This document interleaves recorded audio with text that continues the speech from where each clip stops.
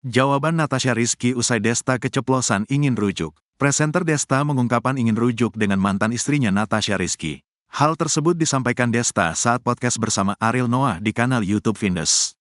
Mendengar keinginan Desta tersebut, Natasha Rizky hanya minta doanya karena nasi ke depannya tidak ada yang tahu. Hubungan Natasha Rizky dan Desta ini tidak pernah sepi dari sorotan publik. Diketahui Desta dan Natasha Rizky masih berhubungan baik meskipun keduanya sudah bukan suami istri lagi setelah resmi cerai.